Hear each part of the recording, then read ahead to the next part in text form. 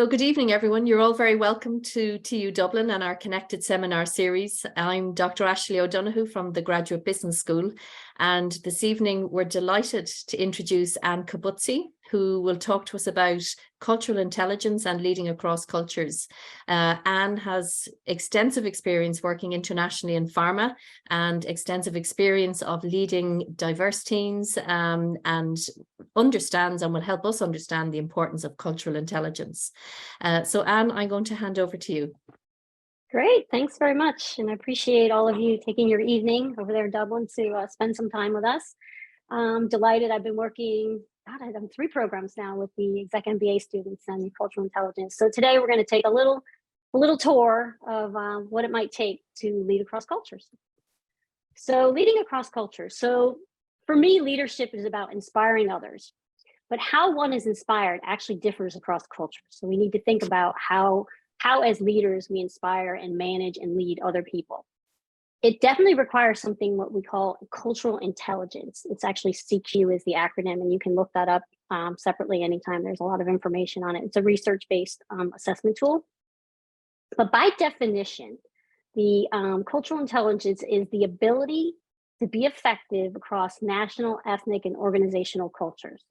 And it requires capabilities, which are skills which can be developed, and cultural values, which are personal to you, and that is the way you prefer to do things. So therefore, leadership really is a journey, and it's a continuous learning.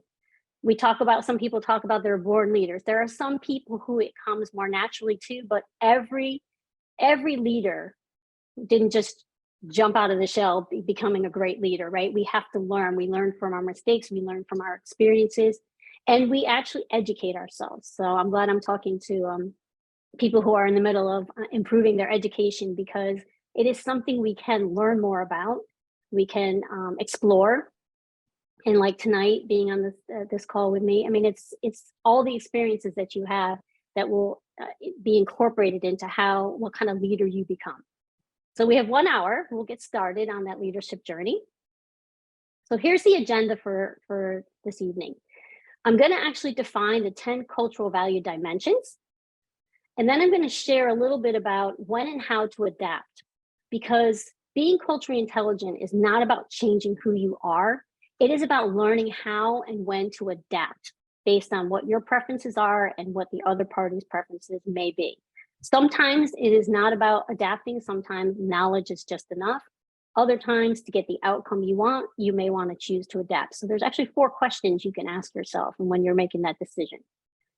I'll give you a few insights on building trust across cultures.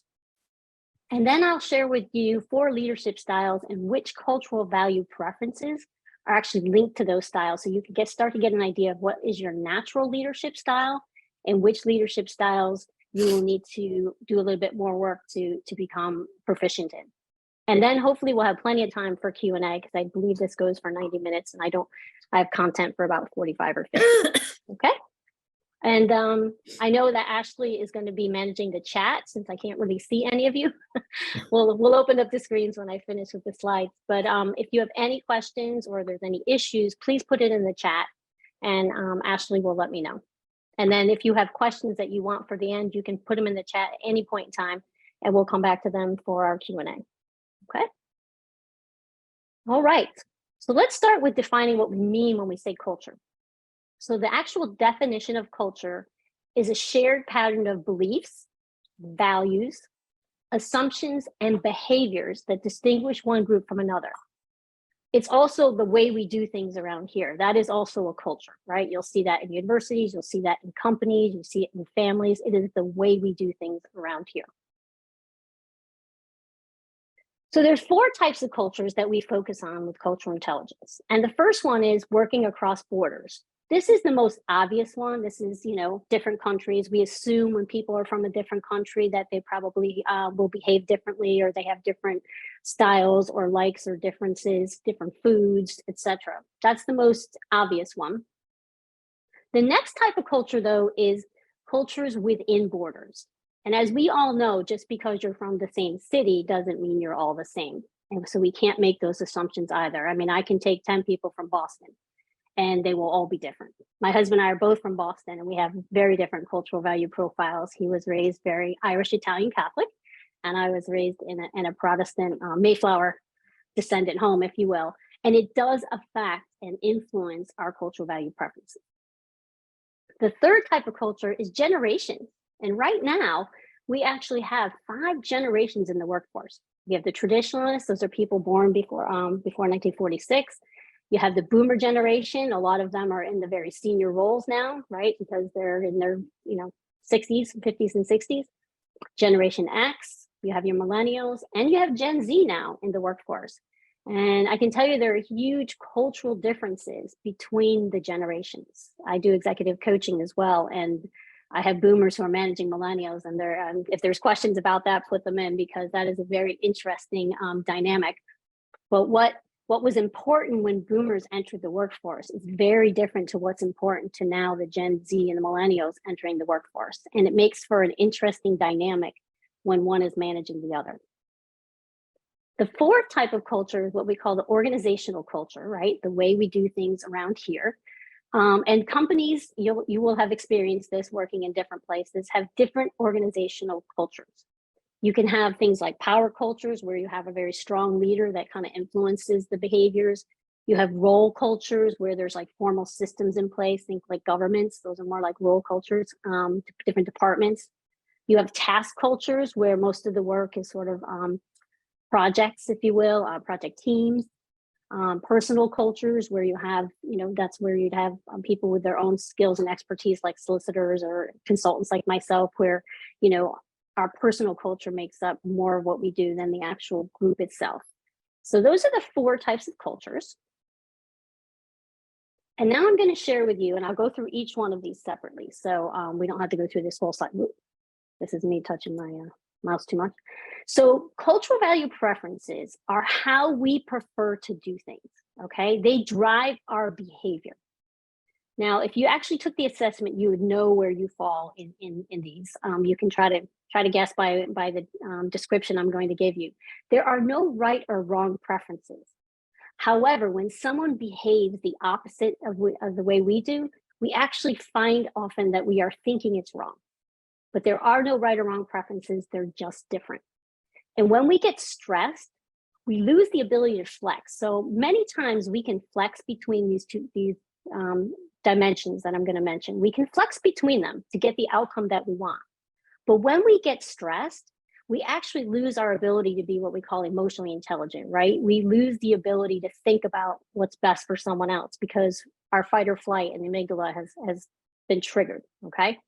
So what happens is we kind of cling to the value that is our preference. And when we do that, that is when we see behavior change. So that's why it's important to understand these. And when you're leading other people, you want to understand where you're coming from and how you'll behave when you're stressed. And you want to understand how others might behave. So when I do this with leaders, oftentimes we'll get the assessment for their whole group. And as a leader, they'll start to see what their preference is, but what the preferences of their group. And that helps them in deciding how the best way to lead that group. Okay. Well, let's go on to the first one. So the first of the 10 cultural value dimensions is individualism versus collectivism. Okay, this is the extent to which personal identity is defined in terms of an individual or a group characteristic. So if you scored in the collectivism, and I do see way more collectivism in the multinationals that I work with than I do individualism. These are people who have an emphasis on group goals and personal relationships. This is where consultation and consensus building are important, okay? On the left, you have individualism, which is more of a focus on individual goals and individual rights. And this is where personal autonomy and fast decision-making are really important. So you can imagine if you had a group of people and some were more individualists, some were collectivists in a highly stressful situation, and the people on the left are looking for a fast decision and the people on the right are taking their time for consensus building and collaboration, you can see where there could be some clash, if you will. You're going to see countries, clusters, if you will, that are listed on this slide. So when the research was done, they also looked, there's a book called Expand Your Borders that describes each one of these cultural clusters. There's 10 as well. Anglo-Germanic, Nordic, Arab, Confucian Asia, Latin America, Southern Asia, there's Sub-Saharan Africa. These are cultural clusters. They're the 10 largest cultural clusters in the world. And what they've done is they've looked at which clusters fall into which side of the cultural value dimension. If the country's not listed, it means they fall in the middle, which means they flex, meaning even if stressed, they are comfortable using either dimension. And using either dimension is fine as long as you do it consistently. Otherwise, you can confuse people. So I have this crayon box in the middle, if you can see on the slide, and that is to remind me to tell you a quick story about how this plays out. So this was a research study that a PhD student had done, and she had children, and they gave children a box of crayons and a group of pictures to color. And in one group, they told the children, here, use whatever color you want and draw as many pictures as you can. And in another group, they said, here's the pictures that we've asked your mother to which pictures you should complete. And so they gave those to the other children. And what they found when they did this study was the children that did the most pictures, who completed the most, in the Anglo culture, it was the children who were given the choice. They could use any crayon and color any picture they wanted. But with the children in the Confucian Asian culture, what happened was they did the most pictures when they were told, when they used the ones that their mother told them that they should use. The Anglo children were actually quite shocked that they said, you asked my mother? Like, why would you ask my mother? And there was a comfort, though, for the children in the Confucian age group, where they were thrilled that their mother was choosing for them. So it's just a difference. There's no right or wrong with this, but it's just a difference in how you look at your preference for collectivism versus individualism. Well, I know that was a lot, but we'll come back to these. The second one is what we call power distance. And this is the extent to which a difference in power status is either expected or accepted. So if you're more high power distance, which is not a bad thing, by the way, I know people think hierarchy and it's bad, but it's not. It is wanting to understand the difference in status, looking at org charts. I like to know that because I like to know who it is I'm supposed to be influencing. It's also where we prefer superiors to make the decision. And in a stressful situation, if you're high power distance, you have that expectation that the superior will make the decision. Low power distance preferences are people who prefer equality and shared decision making. Okay, and you can see again the Anglo-Germanic Nordic groups, they tend to cluster together on many of these cultural value dimensions. And this is where, this is a leader who prefers to say, let's all take this decision together. But can you imagine being a leader who's low power distance, but you have a high power distance team? It would be very stressful for that team for you to say, let's take this decision together, because their preference would be, you're the boss, you get paid to do that, you take this decision. So again, it's just understanding what preferences different people have. Uncertainty avoidance. This is how we deal with ambiguity, right? Frequent change. And so in this case, it's the extent to which you reduce or avoid it through planning and guidelines. So low uncertainty avoidance is where people are much more flexible, adaptable. They'll make a decision and then go get the information. They're okay with not trying to avoid all of the ambiguity or frequent change. On the other side, you have high uncertainty avoidance, which is where planning and predictability are used to try to avoid the change, the frequent change. Latin cultures create their predictability through tradition. This is what we've always done. This is what has always worked. If you look at the Latin cultures, even on holidays where even if it's a religious holiday, but they don't particularly, go to church or go to any of the religious places, they will celebrate in the same way, with the same food, with the same people, on the same date. There's a lot of predictability in that tradition. So there's the difference there. This one causes some of the greatest angst in business. It's not something that we often think about. Am I a low uncertainty avoidance person or am I a high uncertainty avoidance person? But it does play out in teams and highly stressful situations where there are people who really will go to great lengths to try to avoid the ambiguity versus people who are just much more flexible, adaptable to it, and are ready to just take action before they have all the information. So think about that one when you're in a business situation. Okay, cooperative versus competitive. This is how one prefers to accomplish results. So those who are cooperative prefer the more what we call collaborative nurturing approach, meaning the relationship comes before the task. So if I'm going to motivate a group of people who are more cooperative, they're going to be more motivated by understanding the relationships involved and getting to know the team, having good chemistry with the team. All of that is very important to them in completing the task. People who are more competitive prefer to actually understand the achievement and recognition that comes with being completing the task, if you will.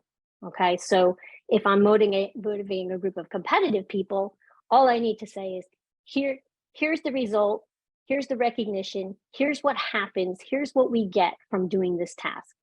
And it doesn't have to be personal or selfish, because you can be competitive and that very first one collective, right? Because you're about the group. You can compete for the group. So this isn't just about yourself, but it's your group. So if you think about one of those escape rooms, right? If I give a group of people a task to go to the escape room, the cooperative group is going to introduce themselves to each other if they don't already know each other.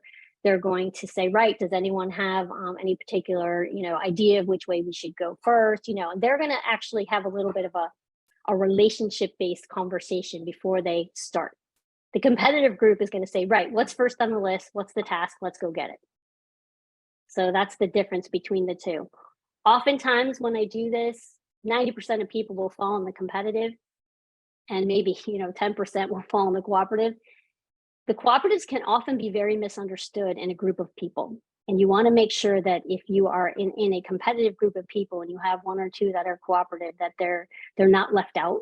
They're not, there's not an unconscious bias against them that they're weaker because they're not as competitive as you. If you look at the cultures here, Sub-Saharan Africa, Nordic Europe, in Africa, competing with each other is very frowned upon. They have a term called Ubuntu, which is if one succeeds, we all succeed. So if you were a competitive person and you were writing a marketing plan and you were going to bring it into some of the Sub-Saharan African countries, you may not want to take the competitive approach to it because it won't land very well in Sub-Saharan Africa. So that's one way to consider it in the business setting. All right, we're getting there. All right, long-term focus, short-term focus. This is the extent to which there's a willingness to wait for success and results. So people who are long-term oriented are willing to invest now for success later. Even though this only falls with Confucian Asia as far as a cultural cluster, most of the people I work with are a bit long-term focused. That could be because I worked in pharma for a long time and it takes so long to get a drug to market. It's a good thing that we're long-term focused. But there are a lot of cultures that are actually more short-term focused, which is success now. That's the quick wins. The only thing to be conscious of here is if you are more of a long-term oriented person, sometimes when you're stressed, your go-to will be to talk about the long-term reason for what you're doing, right? We're going to do this now because in 3 years this will happen, and we're investing now because in 5 years. Just be conscious if you have an audience that is very interested in the short term, that you now know you need to flex to be more short-term focused for that particular presentation or discussion. But if you're super stressed, now you know why, that you keep focusing on more of the long term. But otherwise, it really shouldn't get in your way, but just recognize there is a difference in approach there. All right, the big one, direct versus indirect. This is very specific about communication, how we like to communicate. So people who are what we call low context or direct use explicit words, written or spoken, to reveal meaning. The Anglo-Germanic Nordic cultures are very direct cultures from this perspective. It doesn't mean rude. It can be misconstrued as that. It just means that it's all about the words, written or spoken. High context or indirect cultures rely much more on than just the words. They're listening for what's not being said. They rely on tone. They rely on context.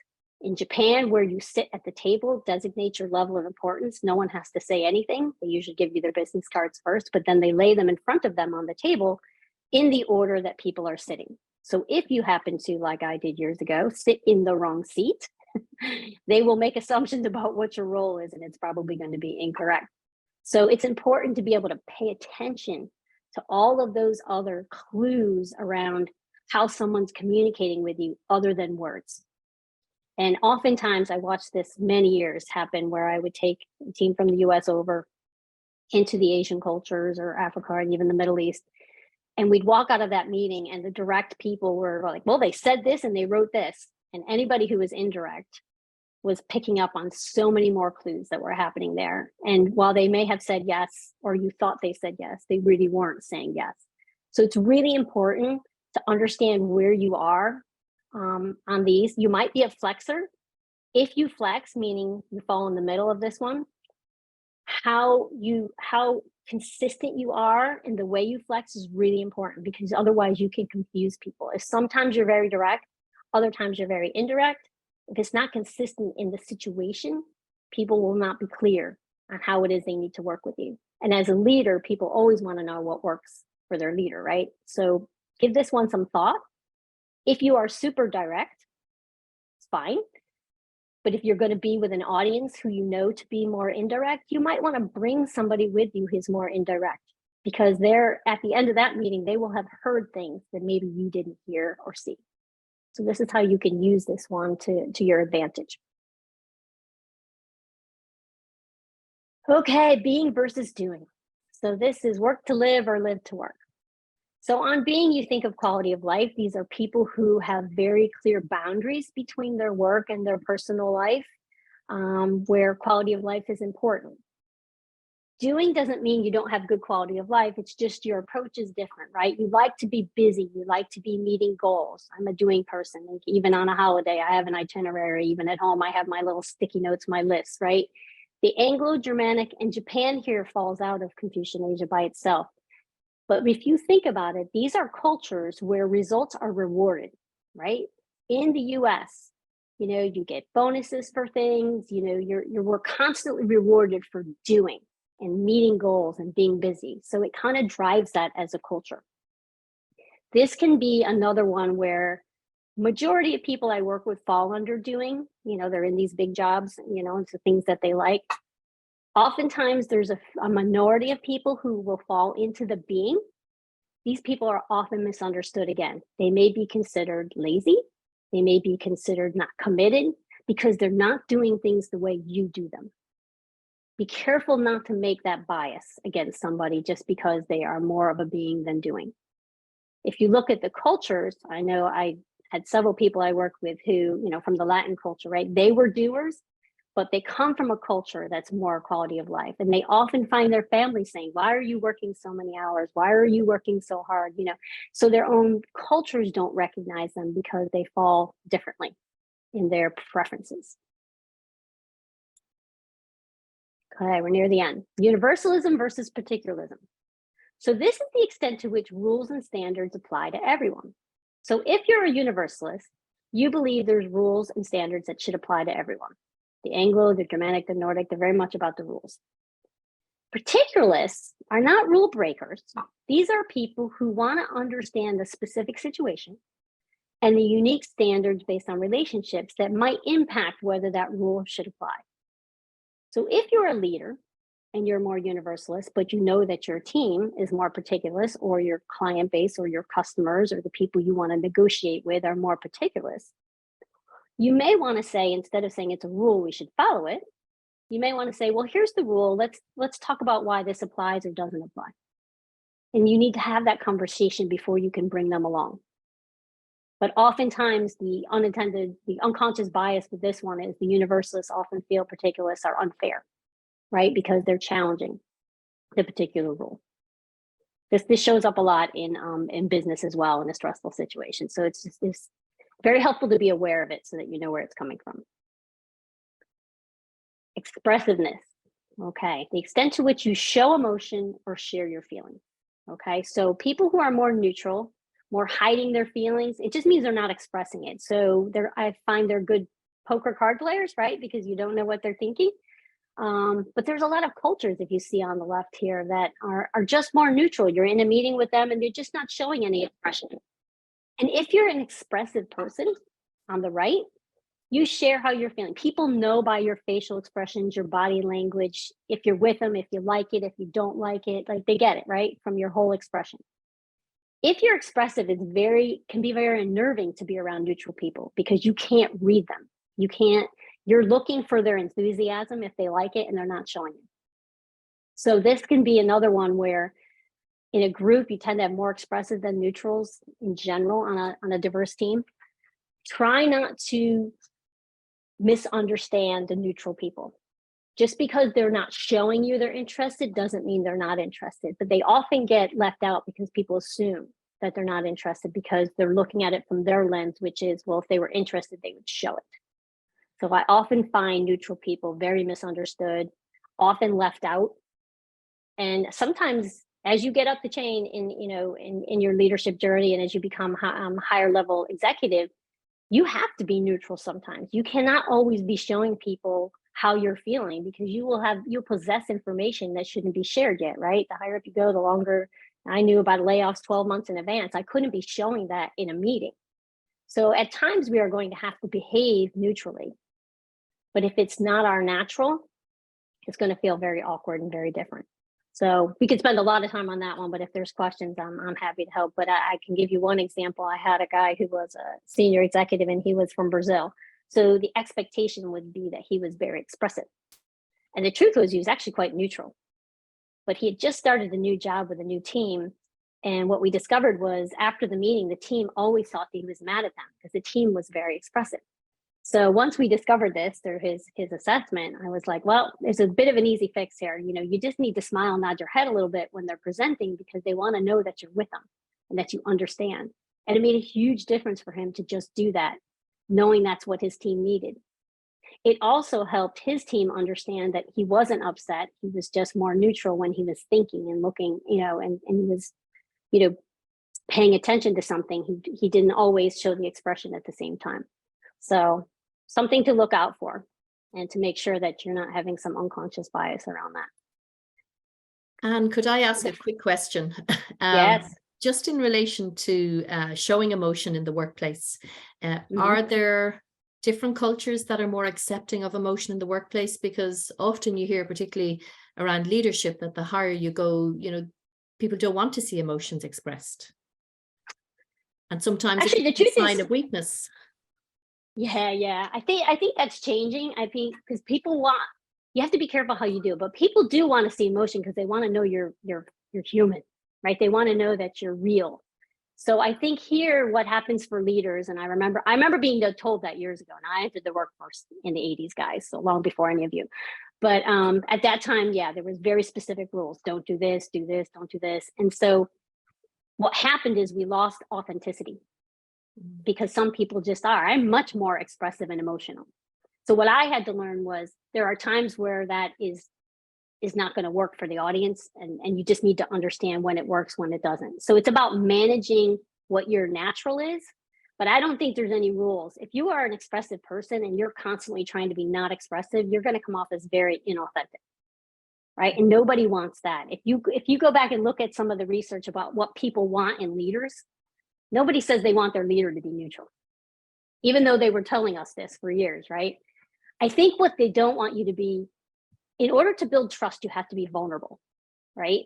So the question is, how vulnerable do you become? You don't want to be so vulnerable that you look weak, right? Because some people told us that in the past.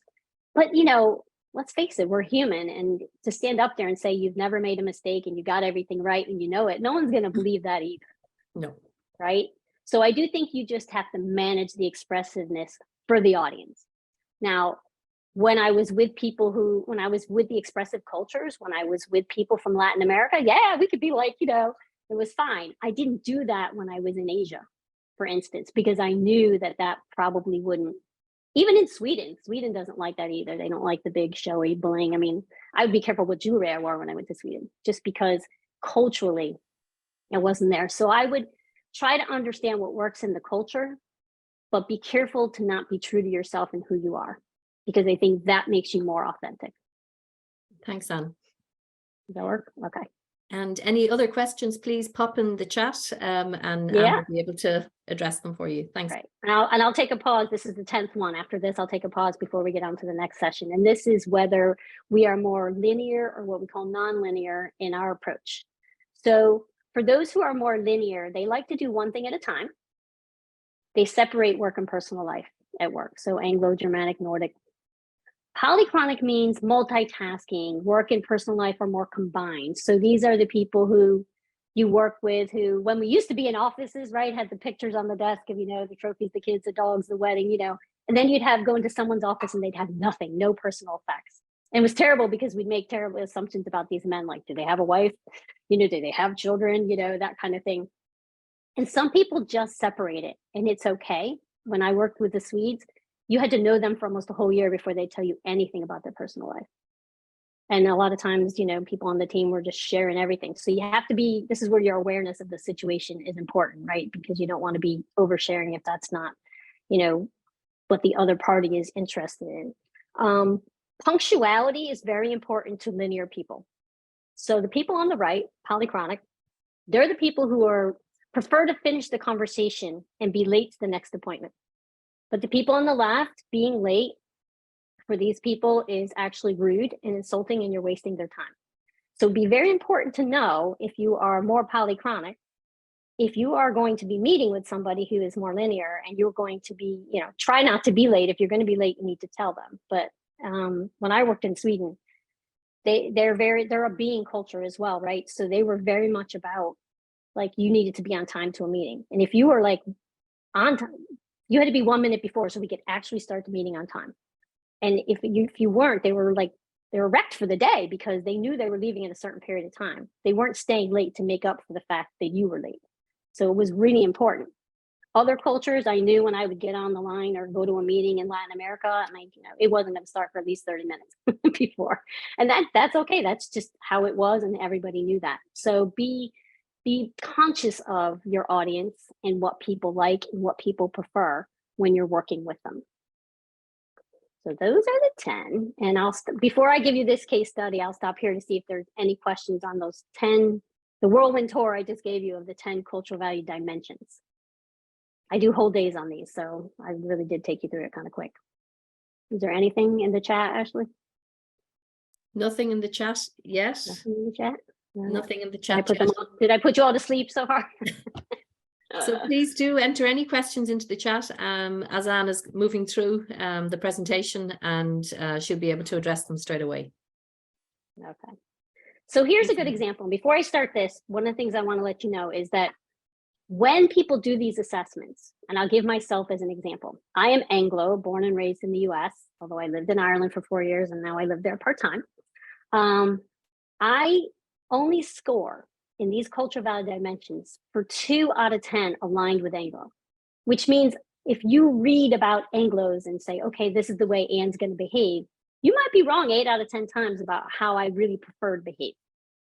So most of the time when I do this, the average is 3 or 4 out of 10. So nobody shows up 100% of their own culture. So we cannot make assumptions that because they're from Ireland and because they're from Germany and because they're from Brazil, this is how they will behave. We have to look at people as individuals.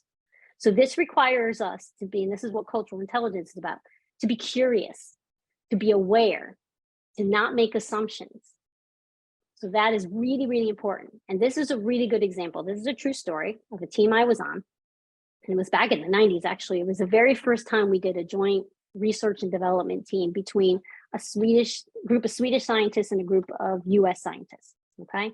If you look on the cultural value dimensions out of 10, 8 out of 10 times the Nordic culture and the Anglo culture align, right? As cultures. For 2 of them, we're the opposite. The first one is being and doing. The Swedes are much more of a being culture, right? Quality of life, versus the Americans were more of a doing culture. And cooperative versus competitive, okay? Those were the 2 where we were opposite. And I can tell you this caused an incredible amount of angst for years. So what happened was we started working together in September. All was good. We're all a group of scientists. We're all very similar cultural values.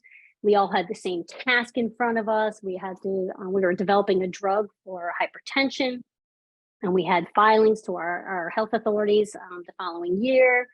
All was going great.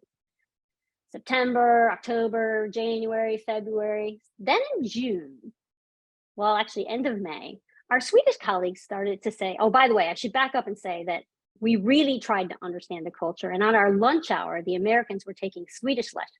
I could actually speak Swedish by the end of that. And we were learning about their culture, like their foods, how to say milk and sugar and how to count and that kind of thing in Swedish. But what we didn't really understand was culturally how they behave.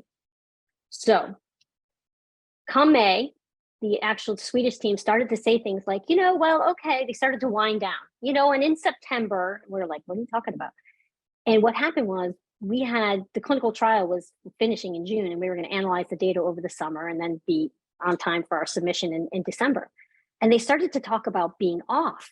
And we're thinking, just like maybe they're taking their holiday for a week or so. But what really happened was they were pretty much going to be off for the summer. The way that their culture works, the way they have holidays, they have way more holidays than the Americans do from the start. They're a unionized group, which we didn't understand, which means that everybody's going to follow the same set of rules. In the US, we're hire and fire at will. So we know if we don't actually, get to the task, we could easily be let go.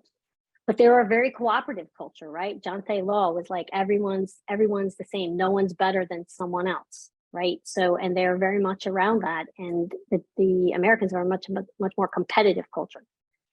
So at the end of the day, what happened was the Americans got really upset that they were going to be basically most of the team, the way their vacations were rolled out, were going to be gone June, July, August, meaning we were never going to meet any of our deadlines over the summer. By this point, the Americans had already, when we started this project, canceled our vacations or just took 1 week because we were dedicated to this. And remember, we're going to be highly compensated for this as well, but that is just the culture. And when you got on this high profile project, you were going to get it done. So unfortunately, by not understanding this ahead of time about each other, we felt that the Swedes were very uncommitted. How dare they do this? How dare they leave? These were the days where we didn't have Wi-Fi and things either, but they weren't going to call in from they had holiday homes out on these islands, right? In the archipelago. I mean, there was no electricity, there was no laptops. They weren't going to be calling in, nothing. So it ensued quite a fight, actually, in how we were going to get this done. A lot of angst, a lot of unkind words.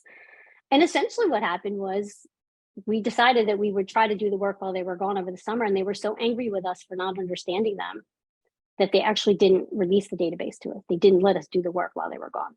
So we lost almost the whole summer.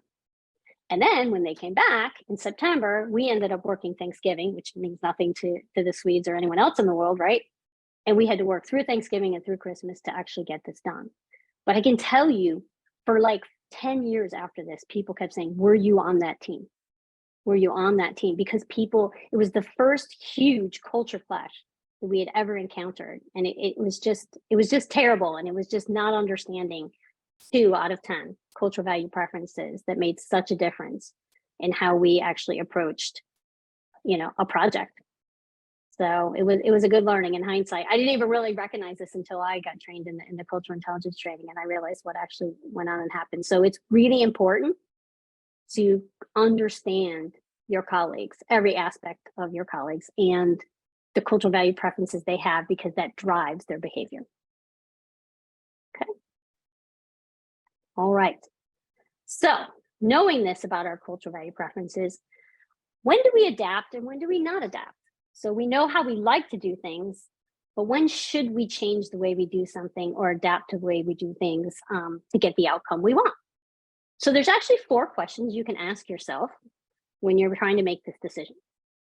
So the first one is what we call, is it a tight or a loose culture?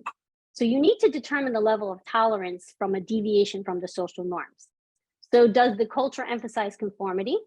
That would be a tight culture. Or does the culture welcome differences as long as it doesn't infringe on others? That would be more loose culture. So the tighter the culture, the more you should consider adapting. So if anyone has examples, feel free to stick them in the chat or jump in. But so for instance, if I'm going to visit in the Middle East, I would likely cover my head because that is more of a tight culture, and it's pretty frowned upon if women don't cover their head in certain countries. So I I would adapt, even though I don't do that here, and I would do that there. But here in the US, if you go to a Jewish wedding, even if you're not Jewish, most men in the back of the church will pull and take that yarmulke and put it on their head. It's not a problem for them because it's a loose culture, and it's okay to behave the way you want to behave as long as it's not infringing on someone else. So tight or loose culture is the first question that you ask. Okay. Oh, sorry about that. The second question, Lord, how can I best express my intentions? That's your second question you're going to ask yourself, and whether you're thinking you should adapt. So discover the behaviors that will be most effective in how you want to communicate. So this goes back a little bit to Ashley's question. Does your typical behavior express your intention in this context? So go back to the goal. Does the policy, the practice of behavior accomplish the goal that you want? All right. So here's a good example. I remember when I went over to, I was over in China doing a talk, and normally I'm quite expressive. I use certain terms, but I realized in this context that just wasn't going to work. Humor is another thing that didn't necessarily work also in Asia. So I needed to adapt the way I would typically present. I had the same presentation that I was doing around the world, and I had to adapt it in China because there were certain things that just would not land. Didn't mean that they would be necessarily insulting, but it wouldn't land. And again, I wanted to have the most effective communication. So what did I need to put in the communication, and how did I need to deliver it to make sure that it would be received in the right way? So think about how you want to express your intention. This is sort of that intention versus impact. Think about the impact of the way you're going to do it. And if you don't know, ask somebody who might be more, in tune with that culture, or more versed in that culture. They can help you. Always ask, by the way, if you're going to go into another culture, it's not a bad thing to ask, like, what will work here and what won't work here. The third question is, am I compromising myself or the organization if I make this change or if I go along, right? So you got to know your values and your convictions before you go in. Would you be compromising your health or religious beliefs to participate? Would it compromise a policy? So you have to determine your non-negotiables and plan accordingly.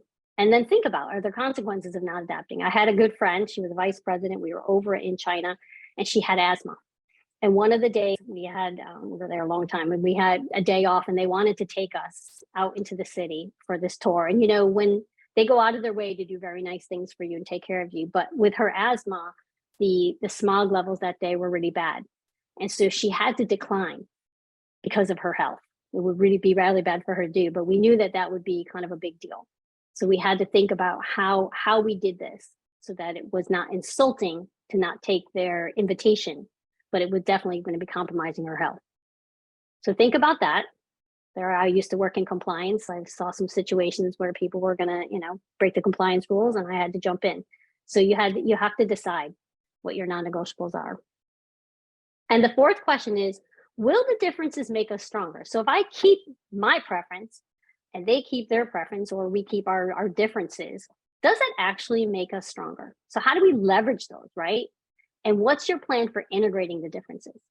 Because it's not enough to just say, okay, we're all just going to be different. I mean, you have to A, acknowledge them, and B, say, well, I go back to my example with the direct indirect. Well, you're a much more direct communicator. With this particular group, that's going to be really helpful. So when we go to this group, we're going to need people who are a bit more indirect, more comfortable with the indirect. So maybe that's how you designate who on your team is brought into what situation and how you would leverage them. So sometimes the fusion approach is the best thing as well in cultures. I mean, if you have a very diverse team, and you have different cultural value profiles, look at them and decide, how do you leverage these profiles to get the best out of the team? It's the whole reason we want a diverse team, right? Because people think differently and have different experiences and approach things differently. So now you got to think about, well, how do I leverage that? It's not enough to just say I have diversity. I mean, that's where the E and the I come in as well, right? So how do you actually leverage the diversity? So those are the 4 questions you can ask yourself. I'll stop quick and see, is there anything in the chat, or people still with us? Is there anything, Ashley? We've no questions in chat. No questions. You're doing a good job of being very clear, Anne. Or they're asleep, one or the other.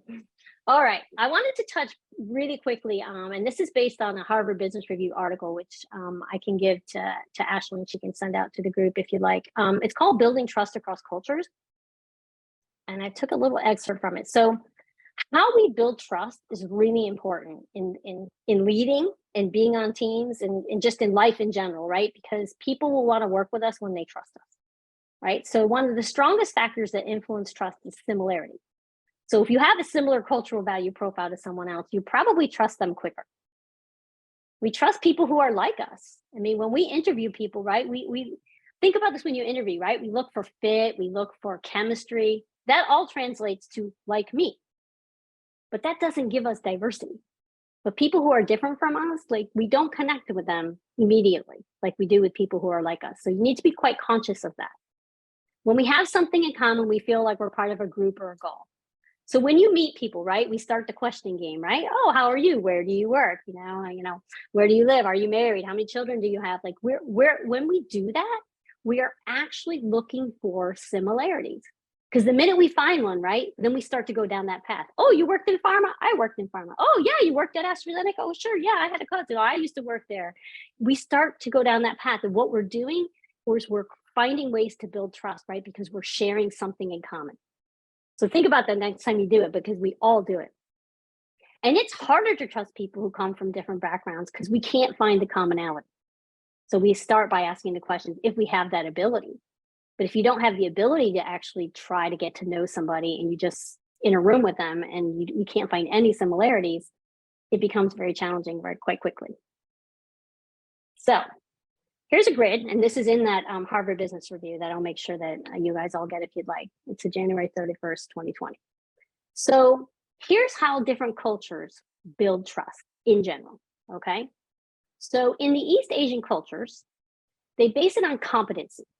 So they rely on reputation and then they'll test for the competence. Like when I was working in China and I had a good trusting relationship with people, if I said to them, oh, you need to meet my friend Ashley, she's fantastic, she's great at this, she's an expert, you would love her. Like they will immediately trust her because they trust me. Okay.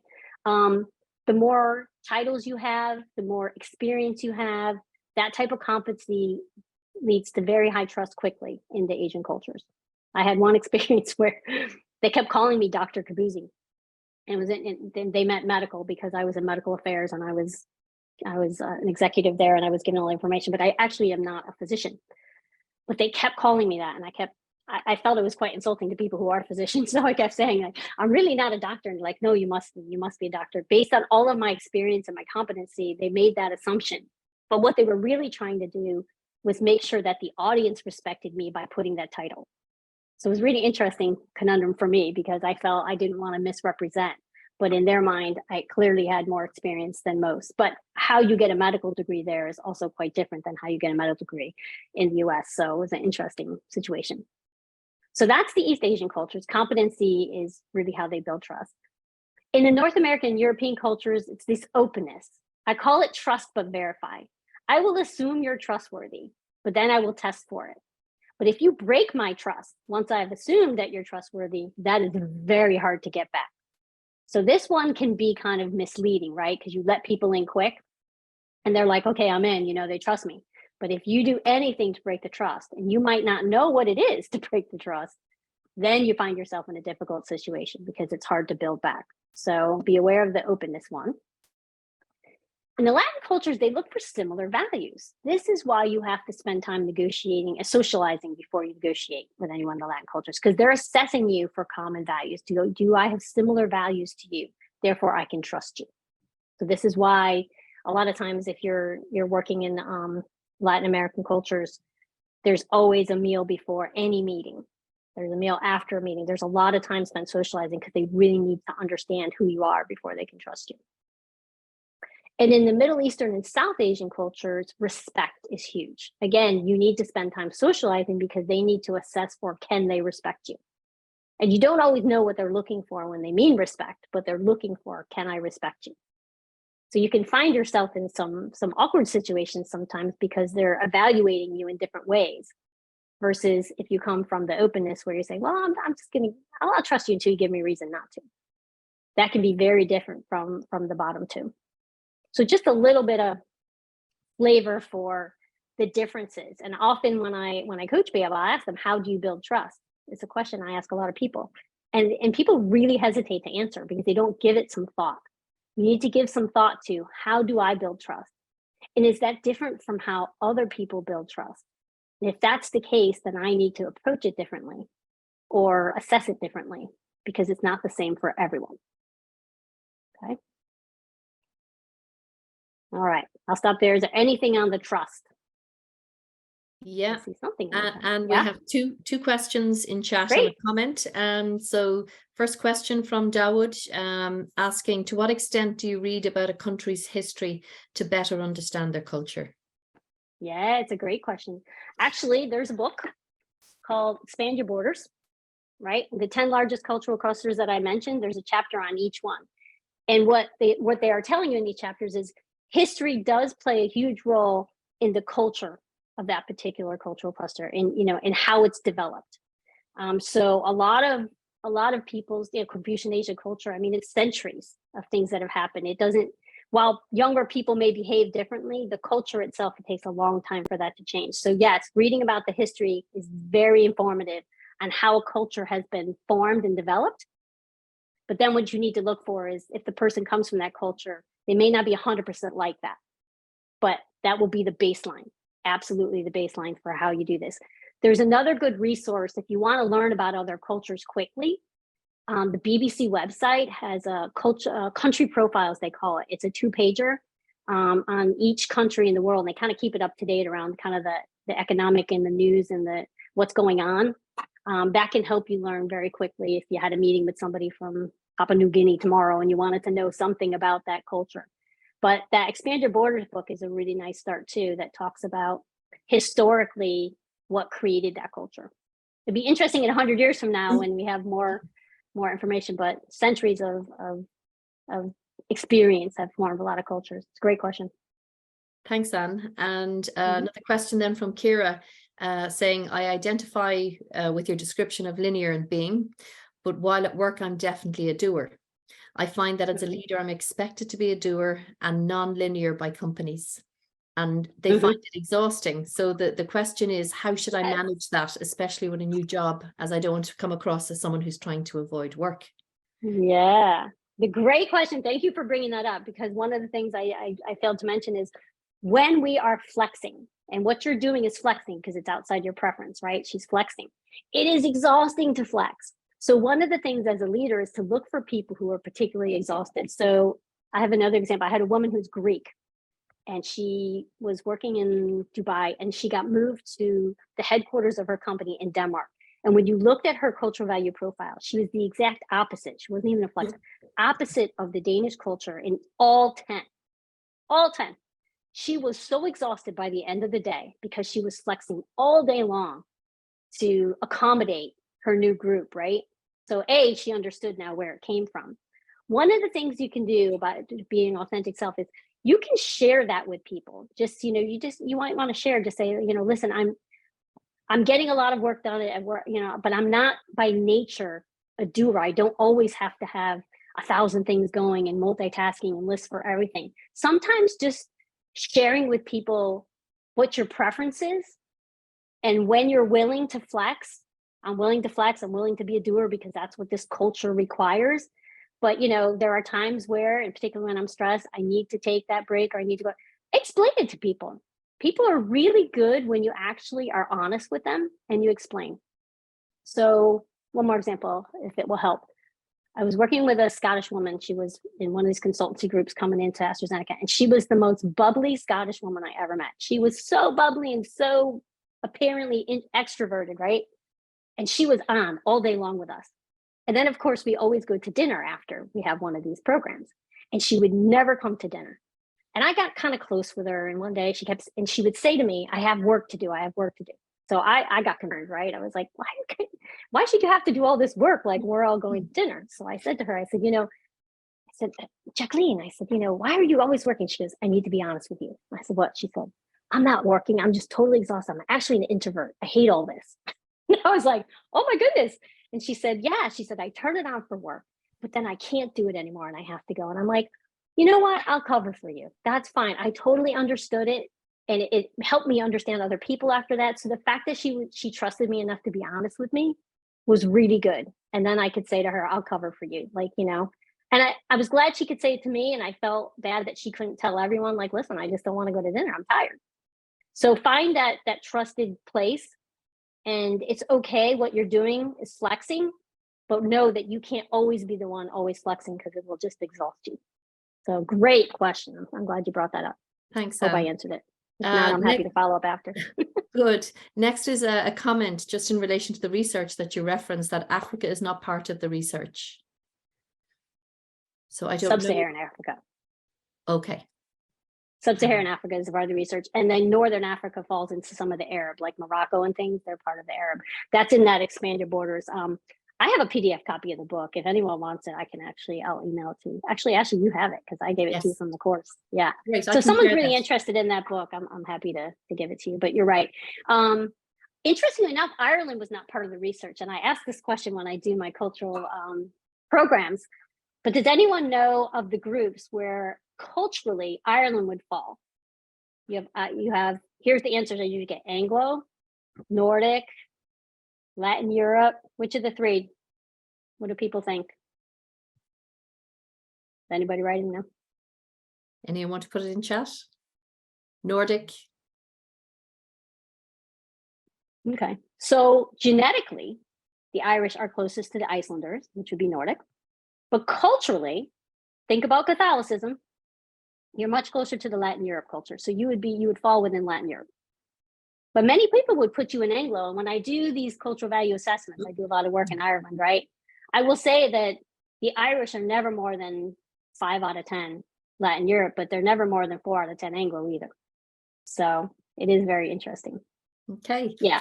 Another good question here. Yeah. Have you seen in multinational corporations when the organization culture struggles to transcend the culture of where the office is based? Have you seen that? All the time. Yes. Yeah, it is a challenge. It is, because what happens too is in a lot of, I worked for an Anglo-Swedish, right? So we were, when the merger happened, right? It's never equals, right? Somebody wins out. So we became, the British headquarters was London, right? But the R&D was all in Sweden. Huge culture differences between, the Swedes and the Brits, right? So, and I think what happens is people don't spend enough time thinking about what kind of organizational culture do we want, right? Because the organizational culture becomes the actual country culture, right? Okay, the Brits do it this way and the Swedes do it this way, instead of saying, well, how do we want to behave? So you have to look at the culture that's being created from the top. And then you have to decide, how you fit in with that. But it's worth a conversation sometimes, I think, with saying, how do we have this huge mix of cultures? Do we want to have a company culture, which is different than, the national and ethnic cultures? Or how do we want to leverage the fact that we now have this big multinational company, but our headquarters are here? Now, if you have a headquarters, for instance, in the Middle East, there's certain, if it's a tight culture, right, it's going to be, you're going to have to adapt when you go there, and you're going to have to behave like that culture behaves. I often find the biggest issue is because no one actually thinks about it. They just behave the way they want to behave. And sometimes it's a king of the hill thing, right? Well, we're in charge and we're here, so you're going to do it our way. Okay. That's a culture. It's not a culture people like, but it is a culture. And last question, Anne. It's in relation to, I suppose, the recent media attention around the question, where are you from? And when did the shift happen from this being a question to identify commonality to highlighting difference? Yeah, it's an interesting, where are you from? Yeah, where was I born? Where did I come from just now? It's what people are trying to do when they say, where are you from, is they're trying to identify something about you. So that, because their brain is trying to, it's trying to make assumptions about you so that you know what to say next, or you know what to do, or you're just seeing a difference. You're hearing an accent and you're saying, where are you from? I think we should get away from that question, where are you from? I think some of the questions is, what do you love? What are you most passionate about? Like, those are better questions to try to understand somebody. But it is that natural curiosity of, oh my God, they look different. There's some funny videos around You get this a lot of times in the US. In California, there are a lot of people of Asian descent in California, but they were born and raised there, right? Where are you from? Orange County, California. Where are you really from? Because they're trying to get at, are you Korean? Are you Chinese? Because in the US, a lot of people, they think, Asia is all Asia, like it's all the same, right? If you've never left and you've never traveled. So I think it's a curiosity, but it can come off as a bit rude if you don't know how to ask the question the proper way. So you ask yourself, if you're thinking you want to say, where are you from? What are you actually information are you trying to figure out? Like why? Why do you want to know where they're from? What's that going to change, or what are you going to learn from that? And if they say, well, I'm from Korea, you're going to say, great, I love kimchi. They might not. I used to get that when I moved to Ireland sometimes, they just ask me some of the funniest questions, where do you keep your gun? I was like, as an American. And then I thought, well, fair play. Like 42% of Americans have a gun, but no, I don't, So there are assumptions that people make. So the question is, why are you asking the question? What information do you want? And is there a better way to ask it? Okay, thanks, Anne. Sure. All right, last session, and then we can do all Q&A. All right, these are the 4 leadership styles I said I would talk about, and which cultural values match up with them. So when you're looking at this, think to yourself, which one is probably your preferred style? We all have to use different types of leadership styles at different times, but there's going to be one that's probably your preferred, and that's going to be the one that feels most natural. Okay. So directive. So a directive leadership style is where you're providing a very specific direction. You're giving guidance with clear rules, procedures, and deadlines. You use this when the task is kind of ambiguous, unclear, the rules are unclear, and it's complex. Here's the 3 top cultural values that belong to this one. People who are collectivists, high power distance, and high uncertainty avoidance. So if you took the assessment and you had all 3 of these cultural values, I would suggest that this might be your preferred leadership style. And then you have to think about, well, in what situations is this the right style to use? And that is when the task is up here. So now you know where you would use the directive style.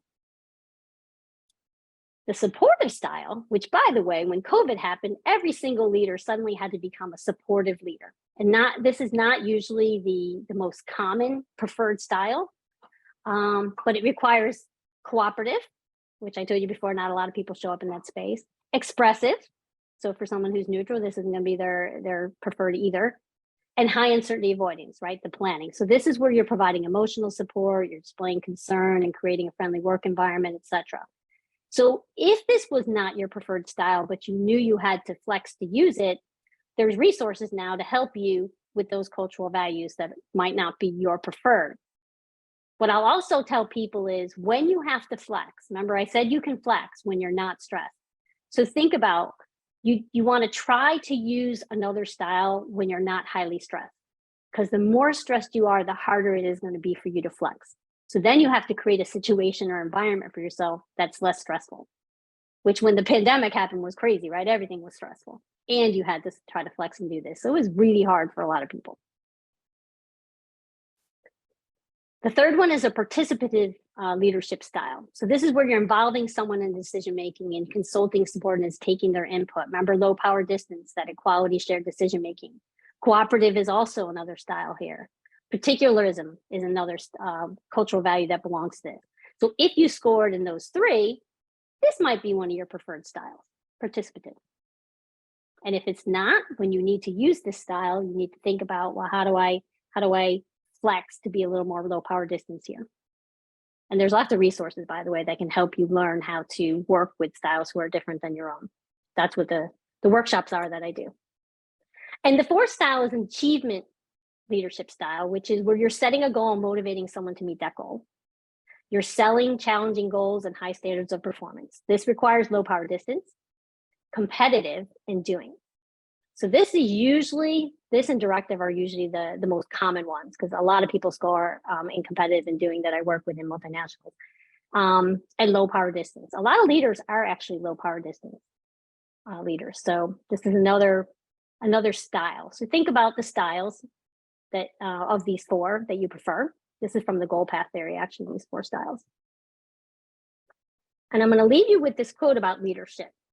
So it's so interesting because I picked this up in the mid 80s and I put it on my desk, and for 30 some years, it's always been on my desk. It's still on my desk now because I loved it. And it's, if your actions inspire others to dream more, learn more, do more, and become more, you are a leader. It was written by the sixth president of the United States, who it turns out is my great, great, great, great uncle.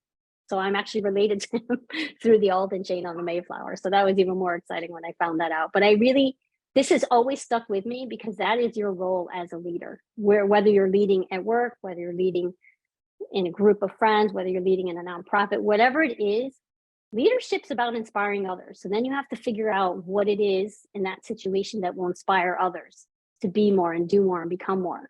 That truly is what makes you a leader. Okay, Q&A. Great, thank you, Anne.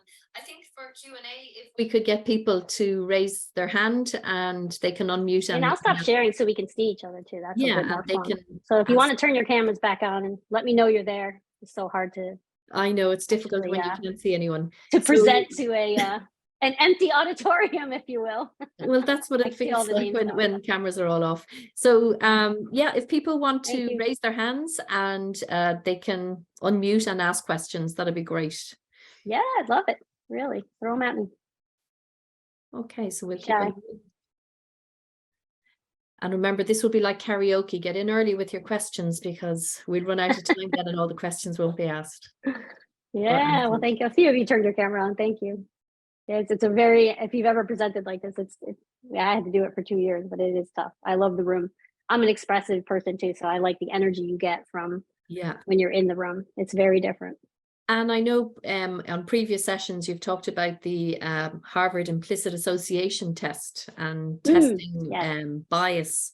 Is that something we could share with the group here, the links to that test? Oh, yeah, I can send that to you.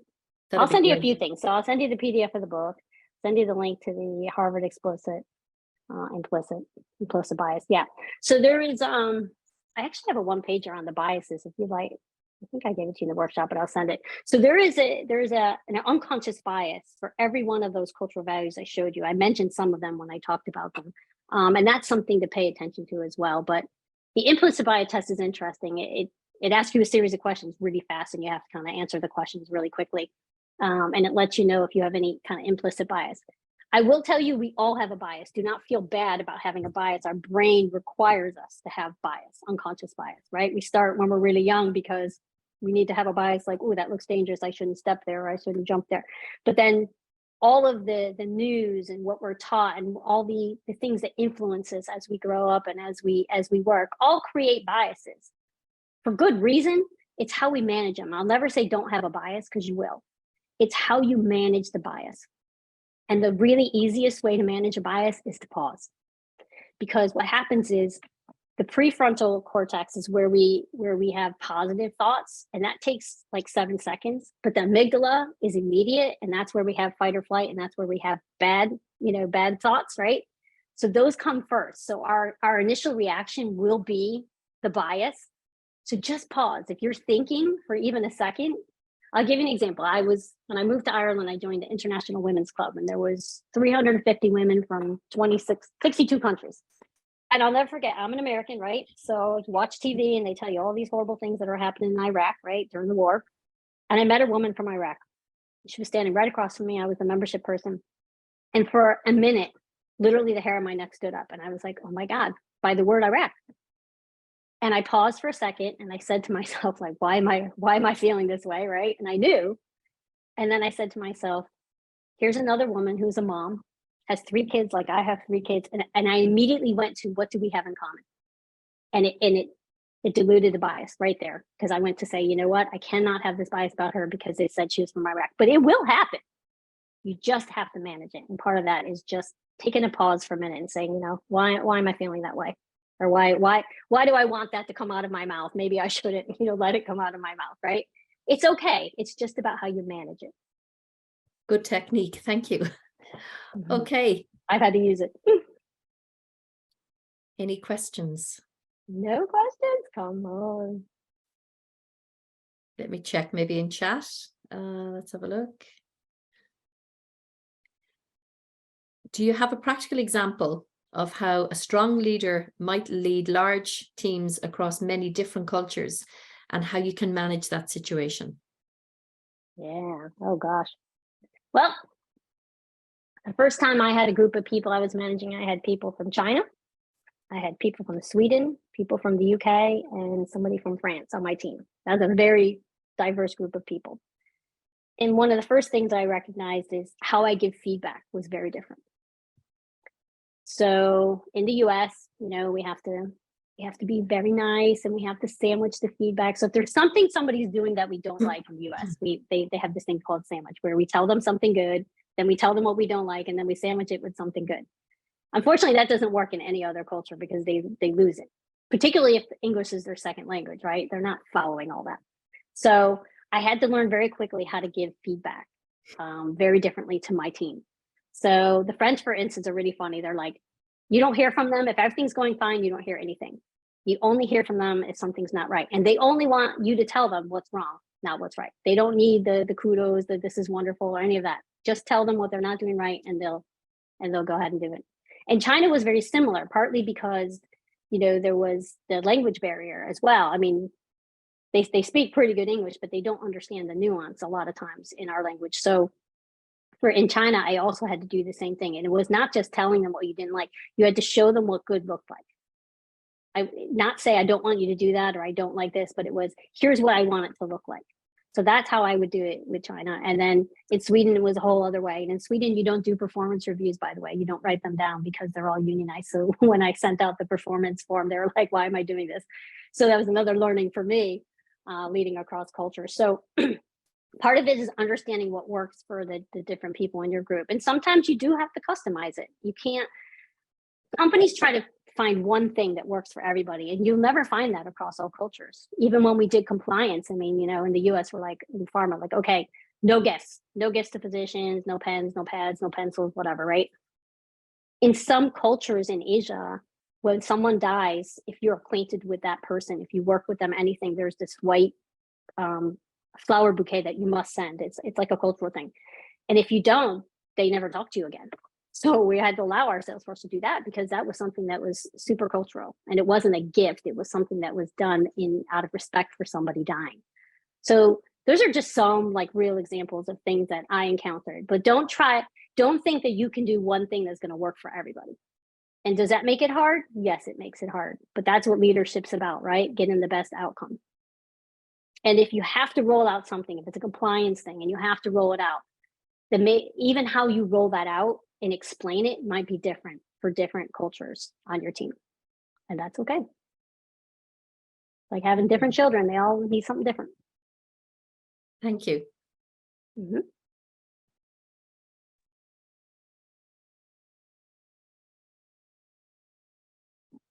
Can I ask a question, Anne? It's Niamh here. Absolutely. Hi there. Thank you. Hi, and thanks again for, as always, a really clear, interesting, and insightful presentation. And I teach organizational change, so I teach about organizational culture. And as I listen to you, what's coming out very strongly to me is the importance of being nuanced, or being really aware and responsive to individual cultures, in national cultures across the different countries of operation within your multinational organization.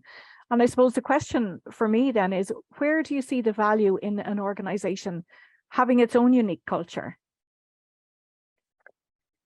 I think there is value because it's something that everyone can sign up for then. Because if you have different national cultures, like, that's what people belong to, right?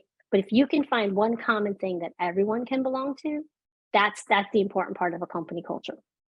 Because then it doesn't matter where you come from, you can sign up for that one.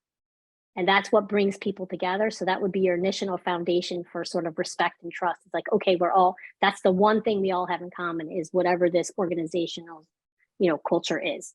Like in Pharma 5 was really good at that. They used to write their mission statement on the walls. Like everybody knew it. They could recite it. Like they had this culture of believing in the science. That was their thing, right?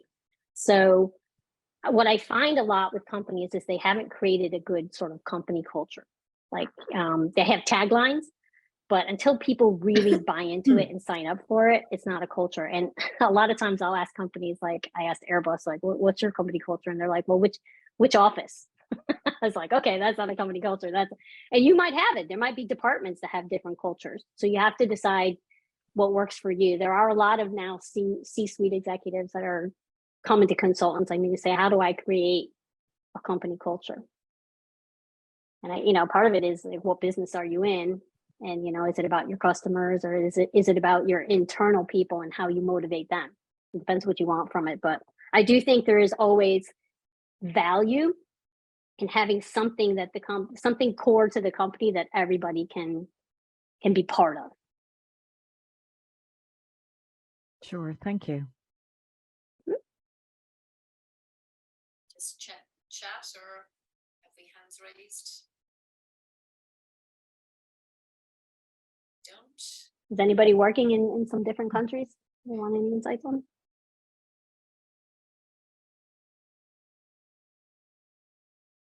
Who wants to work in other countries now?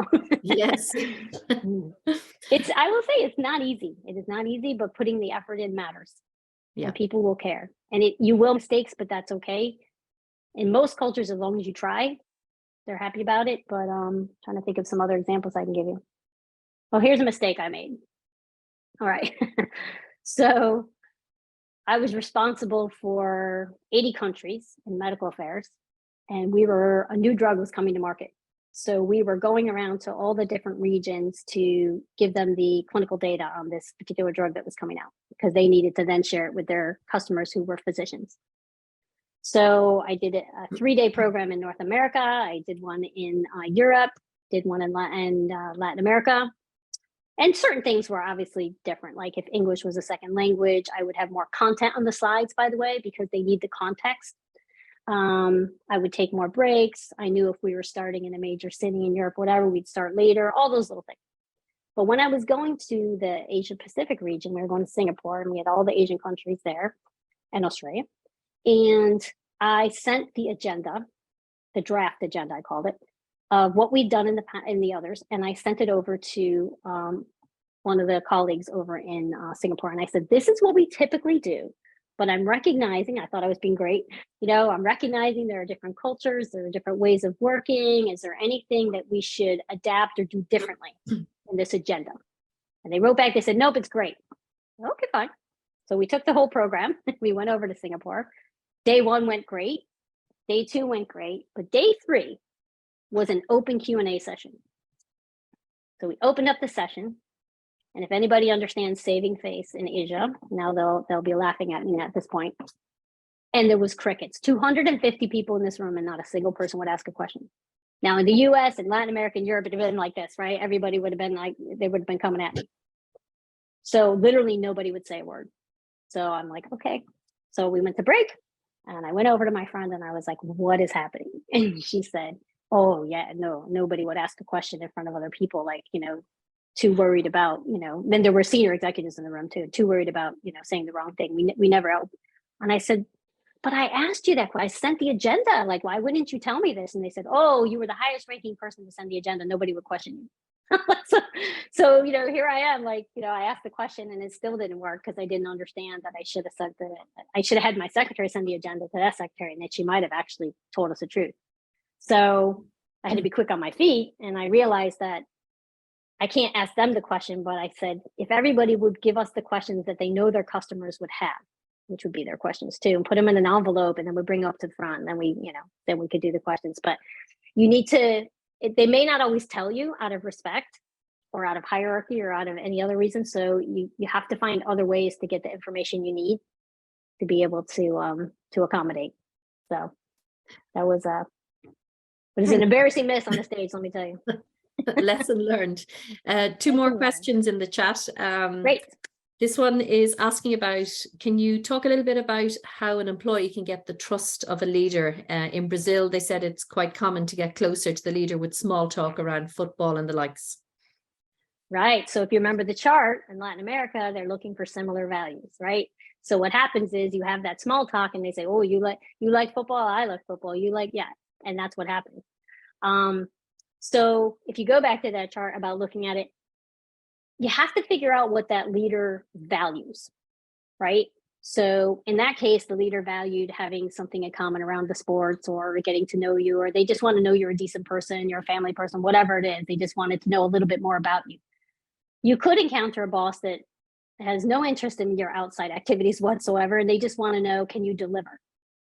So sometimes for those bosses to build trust, it is you deliver on time, on the project, whatever it is they're looking for, right? So that's the trust but verify, or it could be the competency one, which was at the top left, right? Which is the competence. So you have to think about, for that boss, what it is they value in building trust, which goes back to my question, how do you build trust, right? It might seem silly to say that to the boss, but you need to assess in some way, what would it take? And it's okay to say, so what will it take for you to trust me? Okay to ask that question, and they may just say, oh, I don't know, I gotta like you, or just deliver, or whatever.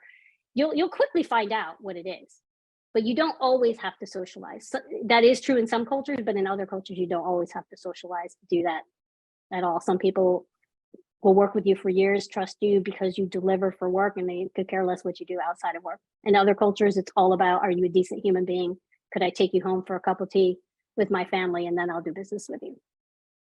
So you have to assess what it is, how you build trust. Some people will say, I build trust. It takes me at least 3 months before I trust anyone. So then now you need to know you just got to wait 3 months. And during those 3 months, you do what you can to deliver. But sometimes it is time. And there won't be an immediate trust either, especially if it's been broken before. Okay, our next question, Anne, is more of an observation or an experience rather than a question. So this person works for a global company, and recently colleagues visited from Sweden, and they were shocked at how Irish people engaged with each other in the office, especially in relation to mistakes, that, they were able to discuss mistakes openly and learn from them. Whereas they said in Sweden, there was a lot of shame around mistakes, and as a result, it took a longer time for things to be resolved. Yeah, I'm not surprised. Now, I was in science, so every mistake we learned from, but yeah, nobody liked to talk about them. That was true. And that actually, you bring up a good point by bringing that up, is that we often hear leaders say, like, we need to bring up mistakes. We need to learn from our mistakes, right? We hear that all the time. But then if you go to a town hall or read a newsletter, no one ever has an article about a mistake. No one's ever recognizing somebody because they made a mistake, right? So again, it comes from the top. If you really want people to share mistakes because you learn from them, then you have to actually reward that. You have to highlight it. And I remember saying that to our CEO. They were like, we always plan for these town halls, right? And we're like, oh, who are we going to bring up? And what are we going to focus on? What are we going to highlight? All the good stuff that happened, right? And they're like, and then they said something like that in one of their bullets, on one of their slides, like, we got to learn from our mistakes. And I looked right at them and I said, until you bring somebody up on this stage and talk about the fact that, one of these trials failed. It wasn't their personal mistake, but it was like a trial failed. But nobody wanted to say it failed because, then they were afraid their jobs would go away too. But usually we put them on another project. But they didn't want to say that it failed. But here's the deal. The longer you keep that project going that shouldn't be going anymore, you're spending money that could be used somewhere else, right? So that's actually a real miss. So they finally, one time I said, you got to bring something up that failed. So they took one of the trials that failed and that somebody highlighted quickly enough and saved $4 million, which they then put into another project. And, we made profit out of it. So until they did that, people weren't comfortable doing it. You're right. And you will. Now, here's a question, around adapting. In that situation, it's not like overnight you're going to get the Swedes in that culture to say, oh, it's okay to discuss mistakes. But what they did was they learned from their Irish colleagues going, wow, does this work? Does this work? This could be something that works, but it requires a high level of trust to do it, right? Trust in each other, but trust in the system. Because the other thing that the other issue around mistakes, which we went into in pharma, is sometimes there's a legal risk in talking about your mistakes. If you have a public company and you have shareholders, you're gonna be really careful talking about your mistakes, right? Because then they might come to you. So in debriefing something that went wrong, sometimes you might have to bring your legal in to make sure that you're not actually putting yourself at risk, but you still should be able to do it, to learn from it, or at least share individually with people to say, oh God, we've done that before and this is what happened. But it's to be able to not take it so personally or not be punished for it. Yeah. But I think that's a cool observation. You will find that. I mean, in Asia too, like they're not going to stand up on a stage and talk about their mistakes. just not going to happen. So that wouldn't be something I would build into an agenda if I was over there either. Okay. Right. Because Thank it's you, just Anne. not something that's going to land. I think that's all our questions, and we're really out of time anyway. So I just want to say thank you so much for sharing your experience and your expertise with us this evening. We really appreciate it, and key messages around understanding our colleagues and their cultural preferences, and that really does have an impact not only on an inclusive workplace but also on the effectiveness of a team or the operation. And excuse me, I just want to thank our participants as well this evening.